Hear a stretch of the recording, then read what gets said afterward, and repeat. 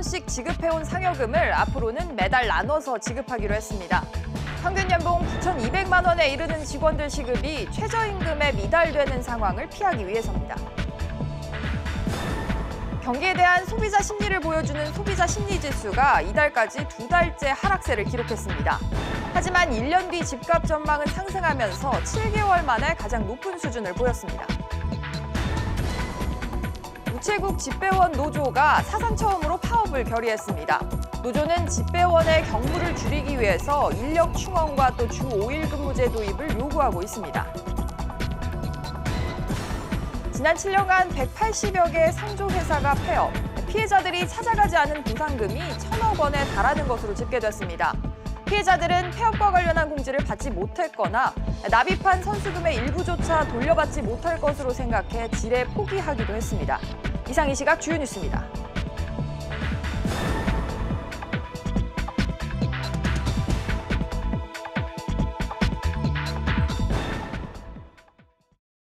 뉴스 시작합니다. 첫 소식입니다. 우체국 집배원들이 소속된 전국 우정노동조합이 사상 처음으로 총파업에 나서기로 했습니다. 이유가 뭔지 앞으로 영향은 어떻게 될지 취재기자 연결합니다. 윤성훈 기자. 네, 윤성훈입니다. 윤 기자, 전국 우정노조가 파업 찬반 투표를 진행했는데 압도적인 찬성표를 얻었다고요? 네, 그렇습니다. 전국 우정노동조합은 1958년에 설립된 이후 61년 만에 처음으로 파업에 나서기로 했습니다. 우정노조는 어제 2만 8천 명이 넘는 조합원을 대상으로 파업에 대한 찬반 투표를 진행했는데요. 투표 참여율은 94%, 파업 찬성 비율은 92%로 찬성 비율이 압도적으로 높았습니다. 파업이 결정됨에 따라 우정노조는 다음 달 6일 총파업 출정식을 열고 다음 달 9일 총파업에 돌입할 예정입니다. 네, 우정노조가 이렇게 60여 년 만에 처음으로 파업을 하게 된 배경은 뭡니까?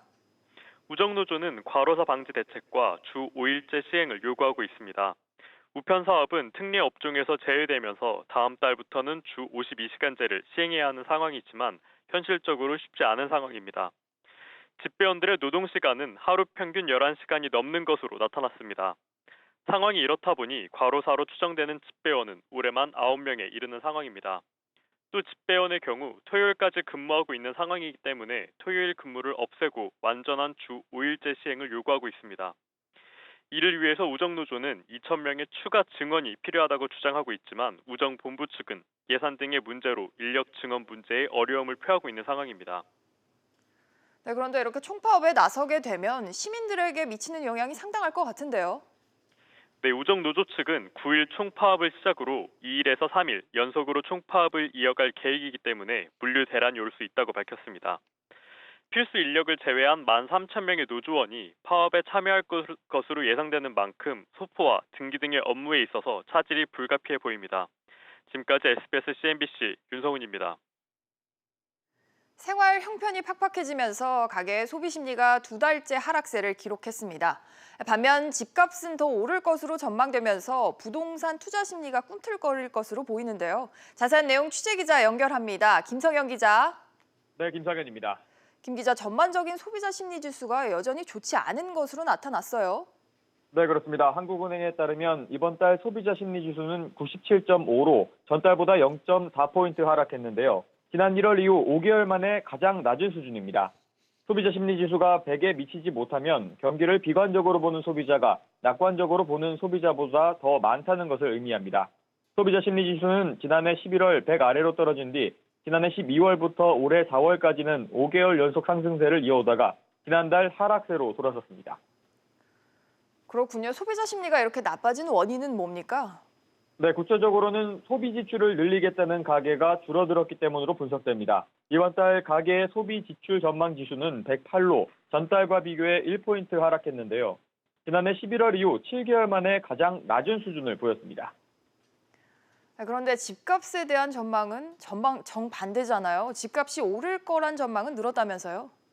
네, 주택 가격 전망 지수는 전달보다 4포인트나 상승한 97로 나타나 지난 4월부터 석 달째 상승세인데요.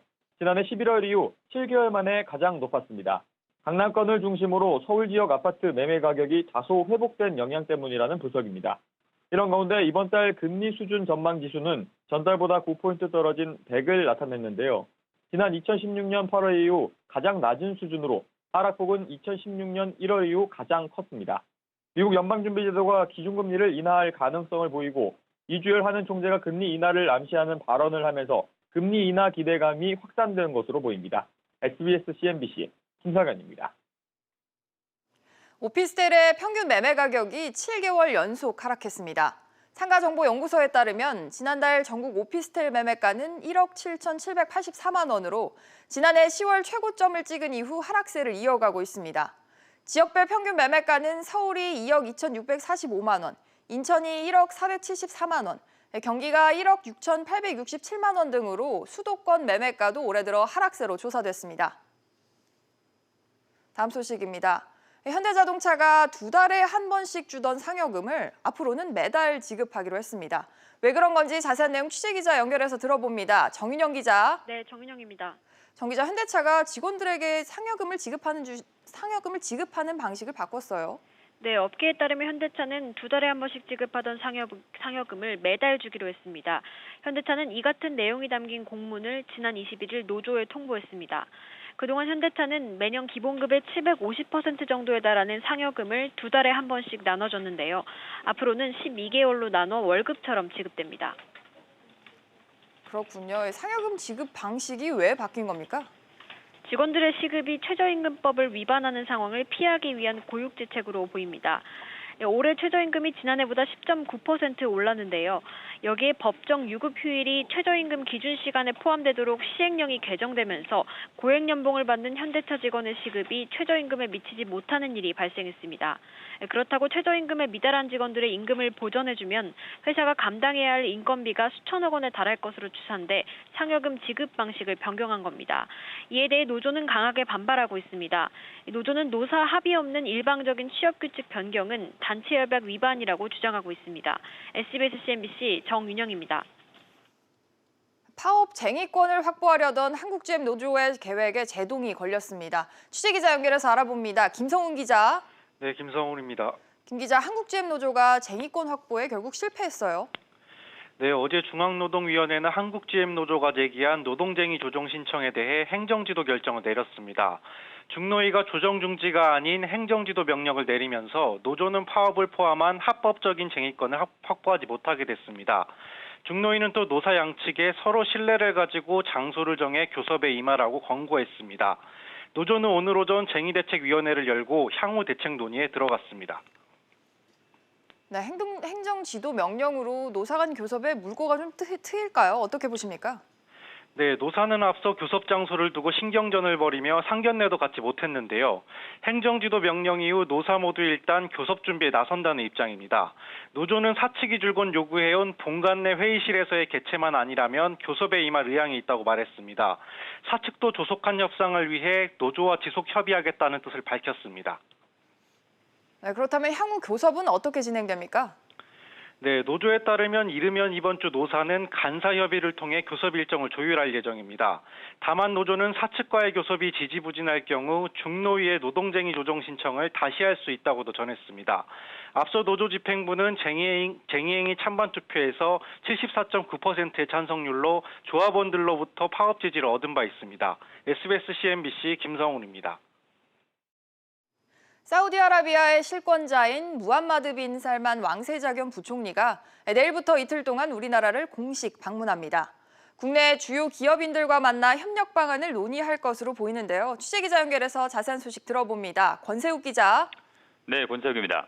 권 기자, 빈 살만 왕세자 내일 오전 일정부터 전해주시죠. 네, 빈 살만 왕세자는 문재인 대통령 초청으로 내일과 모레 우리나라를 공식 방문합니다. 고령인 부친을 대신해 사우디를 실질적으로 통치하는 빈 살만 왕세자의 방한은 이번이 처음입니다. 문 대통령은 내일 오전에 빈 살만 왕세자와 회담을 갖고 건설과 인프라, 에너지뿐만 아니라 ICT와 친환경 자동차, 원전 등 미래 협력 방향과 비전도 논의할 것으로 보입니다. 빈 살만 왕세자는 사우디를 석유 의존 경제에서 첨단 기술과 투자 중심지로 탈바꿈하려는 비전 2030 프로젝트를 추진하고 있습니다. 네, 대통령 회담 이후에 진행되는 이 공식 오찬에는 우리 주요 기업인들로 참석할 것으로 전해졌죠.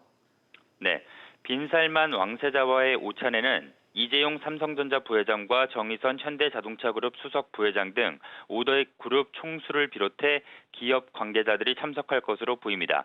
빈살만 왕세자는 또 정기선 현대중공업 부사장을 만나 합작조선소 건립을 포함한 프로젝트도 협의할 것으로 알려졌습니다. 빈살만 왕세자는 내일 S-오일이 5조 원을 투자하는 프로젝트 준공 기념식 행사에 참석할 가능성도 있습니다. S-오일은 사우디 국영 석유회사인 아람코가 최대 주주입니다. SBS CNBC 권세혁입니다. SK그룹의 최대 규모 경영 전략 회의가 오늘 열립니다. 최태원 SK 회장은 올해 새 경영 화두로 행복을 꺼낼 것으로 예상이 되는데요. 자세한 소식 취재기자 연결합니다. 서주영 기자. 네, 서준입니다. 서 기자, SK그룹의 확대 경영 회의, 이거 구체적으로 어떤 회의입니까? 네, 제기에 따르면 SK그룹은 오늘 경기도 이천 SKMS연구소에서 2019 그룹 확대 경영회의를 엽니다. 16개 관계사 CEO 등 경영진 40여 명이 모여서 그룹 차원에서의 경영 전략을 마련하는 중요한 행사인데요. 최태원 회장은 2015년 경영 복귀 이후 매년 회의를 직접 주관하고 있고 마무리 발언을 통해서 경영 화두를 던지고 있습니다. 그렇군요. 올해는 예상되는 키워드가 행복이라고요? 네, 그동안 최 회장은 돈 버는 방식의 혁신, 사회와 함께 동반 성장에 이어서 신뢰받는 기업의 중요성을 강조했는데요. 이번에는 경영 키워드로 행복을 제시할 것으로 알려졌습니다. 직원과 협력사 직원들의 행복이 선행돼야 기업도 지속 가능하다는 점을 강조할 것으로 예상됩니다. 최근 우리 경제 상황 사정이 좋지 않지 않습니까? SK도 반도체 실적 악화 등이 우려되는 상황인데 이런 상황 가운데 행복 경영은 어떤 의미가 있고 또 어떻게 현실화될 수 있을까요? 네, 말씀하신 대로 최근 국내 경영 환경이 악화되면서 행복 경영이 재무적 성과와 어떻게 균형을 맞출 것인가가 재계의 관심입니다. 실제로 SK하이닉스와 SK이노베이션 등 주요 계열사의 실적 악화에 대한 우려의 목소리가 나오고 있는 상황인데요. 이 때문에 단기적인 성과보다는 장기적 관점에 지속 가능한 발전을 추구하면서 사회적 가치와 재무적 가치를 추구하는 방법들이 논의될 전망입니다. 지금까지 SBS CNBC 서주연입니다. 다음 소식입니다. 국제해사기구 IMO가 대기오염물질을 줄이기 위해 내년부터 선박 연료유의 황함유량 규제를 강화합니다. 이에 우리나라를 비롯해 각국이 환경 기준을 강화해 나서면서 친환경 LNG 선박 수주 기대감도 높아지고 있다고 하는데요. 취재기자 연결합니다. 오정인 기자. 네, 오정인입니다. 오 기자, 우리 정부가 내년부터 선박 연료유에 들어가는 황함유량을 대폭 줄인다고요? 네, 오늘 정부는 선박 연료유 황함유량 기준을 현행 최대 3.5%에서 0.5%로 강화하겠다고 밝혔습니다. 외항선은 2020년 1월 1일부터, 내항선은 2021년부터 적용하기로 했습니다. 네, 황함유량 기준 이렇게 변경하는 이유는 뭡니까? 정부의 이번 조치는 국제해사기구의 해양오염 방지 협약에 따른 것인데요. 국제해사기구는 2020년부터 선박 연료유의 황함유량 기준을 현행 3.5%에서 0.5%로 강화하기로 했습니다. 네, 세계적 추세가 이렇다면 우리 조선사들의 LNG 선박 수주도 늘 수 있을까요? 네, 그런 기대감이 커지고 있습니다. 우리 조선사들은 과거 해양 플랜트에서 최근 무게 중심을 LNG 선박 건조로 옮겼습니다. 올해 1분기 조선 3사가 수주한 선박 19척 가운데 11척이 LNG 운반선으로 그 경쟁력을 인정받고 있습니다. 해양수산부 관계자는 새로 건조되는 선박들 상당수가 친환경 연료를 사용하게 될 것이라면서 국내 조선사들의 LNG 선박 수주가 늘어날 것으로 전망된다고 말했습니다. SBS CNBC 오정인입니다. 미국이 한국산 열연 강판의 반덤핑 최종 관세율을 예비 판정보다 소폭 인상했습니다. 업계에 따르면 미국 상무부는 최종 판정에서 포스코의 10.11%, 현대제철 5.44%의 반덤핑 관세를 부과했습니다. 이는 지난해 11월 1차 예비 판정보다 소폭 오른 수치입니다. 카카오가 카카오뱅크의 최대 주주로 등극할 수 있는 길이 열렸습니다. 최대 난관으로 지적됐던 이른바 김범수 리스크가 해소됐기 때문인데요. 자세한 내용 취재기자 연결합니다. 손석우 기자. 네, 손석우입니다. 송 기자, 카카오의 대주주인 김범수 의장이 공정거래법 위반 혐의로 재판을 받게 되면서 사실 금융당국이 대주주 적격성 심사 자체를 중단했었지 않습니까? 네. 이 상황이 어떻게 된 겁니까? 네, 현행 인터넷 전문은행법에서는 공정거래법을 위반해 벌금형 이상을 선고받았을 경우에는 대주주 자격을 제한하고 있습니다. 카카오 김범수 의장은 공정거래법 위반 혐의로 기소돼 1심에서는 무죄를 선고받았지만 여전히 재판이 진행 중에 있습니다.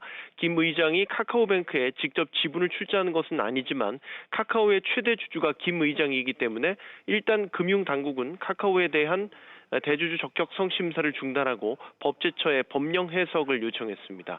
이에 대해 법제처는 신청인인 내국법인의 계열주로서 인터넷 은행에 주식을 소유하지 않는 자를 포함하여 심사할 수 없다라고 회신했습니다.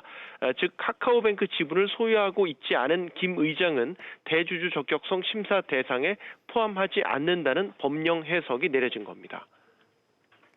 그렇다면 카카오가 카카오뱅크의 최대 주주로 올라설 수 있는 길이 열린 셈이군요. 그렇습니다. 법제처가 공정거래법 위반 혐의를 받고 있는 김 의장이 카카오뱅크에 대한 적격성 심사에 포함되지 않는다고 판단했기 때문에 카카오는 김 의장의 유무죄 여부와 상관없이 카카오뱅크의 최대 주주가 될 수 있는 길이 열린 겁니다.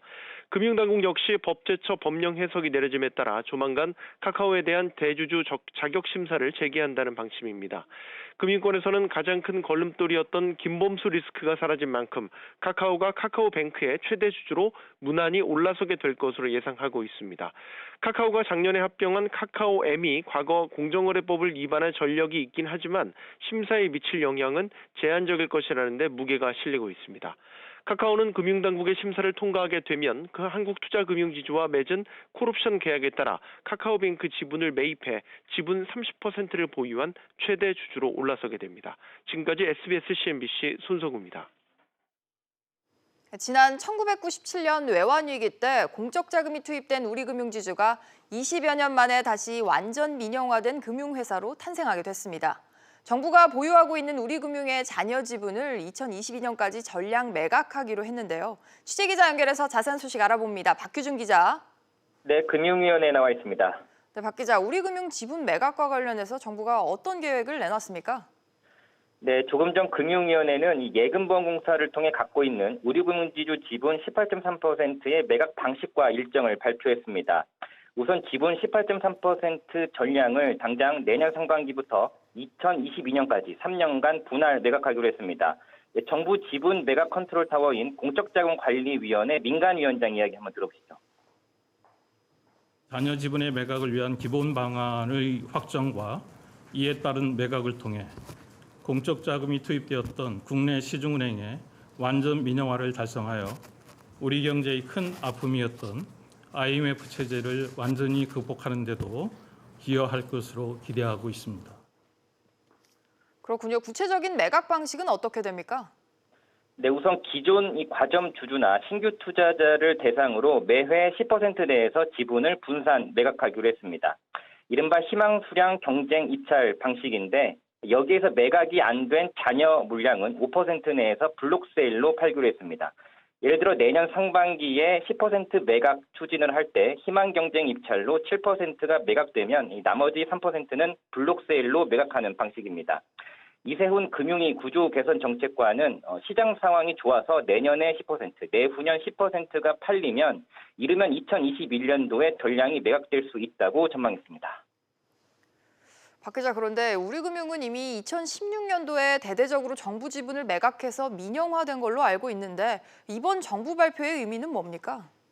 네, 말씀하신 그때가 미완의 민영화였다면 2022년까지 정부 지분을 전량 처분하는 완전한 민영화라는 점에서 이번에 의미가 있습니다. 2016년 11월 당시 정부는 예금보험공사가 갖고 있는 우리은행 지분 약 50% 중에서 약 30%를 민간에 매각했습니다. 이로써 민간 지분이 정부 지분보다 많아졌기 때문에 당시 우리은행은 형식상 민영화를 달성한 것으로 볼 수는 있지만 단일 최대 주주가 여전히 예금보험공사, 즉 정부였습니다. 2022년까지 정부 지분을 완전히 민간에 매각하게 되면 우리금융은 완전한 민영 금융그룹으로 재탄생할 수 있게 됩니다. 지금까지 금융위원회에서 SBS CNBC 박규준입니다. 그동안 보험사와 카드사 등에서 대출을 받으면 무조건 신용등급이 떨어졌었는데요. 오늘부터는 이들 제2금융권에서 대출을 받았다는 이유만으로는 신용점수와 등급이 큰 폭으로 떨어지지 않게 됩니다. 자세한 내용 취재기자 연결합니다. 김정현 기자. 네, 김정현입니다. 김 기자, 오늘부터 새로운 신용등급 제도가 시행되는데 구체적으로 어떻게 달라집니까? 네, 신용조회 회사가 개인의 신용을 평가할 때 어느 곳에서 대출을 받았는지보다 대출 금리가 얼마인지에 더 큰 비중을 두도록 제도가 바뀌는 겁니다. 금융위원회는 이 같은 내용의 개인 신용평가 체계 개선안이 오늘부터 시행된다고 밝혔습니다. 이에 따라 상호금융과 보험사는 연 6% 이하, 카드사는 연 10% 이하, 캐피탈사는 14% 이하의 금리로 대출을 받았다면 신용점수 하락폭이 크게 줄어들게 됩니다. 대출 금리는 개인의 신용 위험을 나타내는 중요한 지표지만 그동안 신용조회 회사들은 이 대출 금리를 고려하지 않고 단순히 제2금융권을 이용했다는 사실만으로 개인의 신용 점수나 신용 등급을 무작정 산출했는데요. 앞으로는 제2금융권을 이용하더라도 대출 금리가 낮으면 등급이 비교적 적게 떨어지게 됐습니다. 네, 개선안이 이렇게 시행되면 기존 대출자들의 신용 점수도 오르게 됩니까? 네, 그렇습니다. 금융당국은 제2금융권 이용자 94만 명의 신용점수가 평균 33점 오르고 이 중 46만 명은 신용등급이 한 등급 더 오를 것으로 예상했습니다. 이번 신용평가 체계 개선안은 올해 1월부터 저축은행 이용 대상자를 먼저 시행했는데요. 시행 결과 68만 명의 신용점수가 평균 65점 높아졌고 이 중 40만 명은 신용등급이 한 등급 이상 더 높아졌다고 금융위는 밝혔습니다. 지금까지 SBS CNBC 김정은입니다. 상조회사가 폐업해서 문을 닫으면 가입자들은 납입한 금액의 절반을 보상금으로 돌려받도록 되어 있습니다. 그런데 제때 공지를 받지 못해 잠든 보상금 액수가 무려 1,000억 원에 육박하는 것으로 나타났습니다. 취재기자 연결합니다. 이한나 기자. 네, 이한나입니다.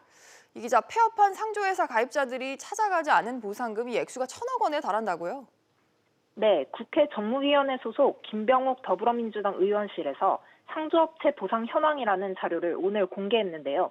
지난 2013년부터 최근까지 등록 말소나 취소 처분 등을 받아 폐업한 상조회사가 183곳, 피해자는 53만 4,500여 명으로 집계됐습니다. 현행 할부 거래에 관한 법률에 따라 상조업체는 고객들이 낸 돈의 50%를 은행 등에 예치해야 하는데요. 이들이 납입한 금액의 절반인 보상 대상 금액은 3,003억 원 정도인데 53만 명의 피해자 중 30만 명만 보상금 2,047억 원을 받아갔습니다. 그러니까 나머지 23만 명은 남은 보상금 956억 원을 찾아가지 않았다는 뜻입니다. 그렇군요. 돈을 이렇게 내놓고도 찾아가지 않은 이유는 뭡니까? 네, 대부분 자신들이 가입했던 상조업체가 폐업했다는 사실을 확인하지 못했기 때문입니다. 상조업체가 폐업 사실을 제대로 공지하지 않은 이유도 있고 가입자들이 지레 포기해 잊고 지내는 가입자들도 많았다고 의원실은 분석했습니다. 실제로 폐업한 183개 업체 가운데 보상 대상 전원에게 받은 돈을 돌려준 업체는 영세 업체 2곳이 전부였습니다. 보상 대상 인원의 절반 이상에게 보증금을 돌려준 업체도 64곳에 불과했습니다. 때문에 폐업한 상조업체로 인한 가입자 피해를 줄이기 위해 정부가 적극적으로 나서야 한다는 지적도 나오고 있습니다. SBS CNBC 이한나입니다. 증시 상황입니다. 국내 증시는 이번 주 트럼프 대통령과 시진핑 중국 국가주석의 정상회담이 예정돼 있는 만큼 숨고르기 장세를 보여주고 있습니다. 코스피가 0.14% 오르며 2,128포인트 보여주고 있지만 코스닥은 0.5%가량 빠지며 714포인트 보여주고 있습니다. 지금 눈에 띄는 종목들 함께 살펴보시죠. 우선 현대차입니다. 현대차가 최저임금의 해법으로 상여금을 매달 지급하는 방안을 추진 중인데요. 오늘 주가는 내리고 있습니다. 1%가량 빠지고 있고요. 한정 KPS 같은 경우에도 오늘 4%가량 빠지고 있습니다. UAE 원전 정비가 반쪽짜리 수준에 그치면서 오늘 4.171% 빠지며 31,350원에 거래가 되고 있습니다. 반면에 카카오는 상승세입니다. 카카오가 카카오뱅크 최대 주주로 올라설 수 있다는 기대감이 주가에 영향을 미친 모습인데요. 오늘은 3.57% 상승 흐름 보여주고 있습니다. 마지막으로 우리금융입니다. 우리금융은 잔여 지분을 전면 매각하고 완전 민영화에 박차를 가하고 있는데요. 현재 0.36% 빠지며 14,000원에 거래되고 있습니다. 지금까지 증시 상황이었습니다. 오늘 준비한 소식은 여기까지입니다. 시청해주신 여러분 고맙습니다.